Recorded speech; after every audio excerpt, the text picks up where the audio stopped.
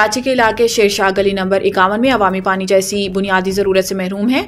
Gutter line डालने के दौरान पानी की लाइन को नुकसान पहुंचा और यह मसला आज तक हल ना हो सका। जब मकीनों ने पानी के बहरान पर आवाज़ उठाई तो चेयरमैन शबीर खान और कौंसलर नईम हाशमी ने हर घर से 4000 रुपये जमा करने की शर्त पर मसला हल करने का वादा किया। इलाका मकीनों के मुताबिक पानी की नई लाइन डालने का वादा तो किया गया, लेकिन काम शुरू होते ही मकामी माफिया सरगर्म हो गई। कौंसलर नईम हाशमी और चेयरमैन शबीर खान ने अपनी निगरानी में माफिया को इजाफी कनेक्शन फराहम किए, जिसकी वजह से गली के रिहायशियों का हक छीना जा रहा है। मकीनों ने इल्जाम आयद किया है कि वादे के बरखिलाफ गली के बाहर के अफराद को पानी के कनेक्शन दिए जा रहे हैं और नाकिस मटीरियल इस्तेमाल होने की वजह से पहले से मौजूद पानी का निजाम मजीद खराब हो गया है। अवाम का कहना है कि चेयरमैन और कौंसलर की बेहिसी और बदउनवानी ने इनकी जिंदगी अजीरन बना दी है। अवाम के एहतजाज पर कुछ वक्त के लिए कनेक्शन काटने की यकीन दहानी तो करवाई गई, लेकिन माफिया और मकामी इंतजामिया के गठजोड़ के बायस इस मसले के हल की कोई उम्मीद नजर नहीं आती।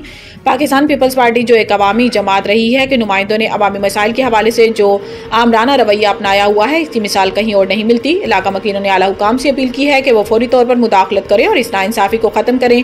अवाम का कहना है कि अगर मसला हल ना हुआ तो वह एहतजाज पर मजबूर होंगे।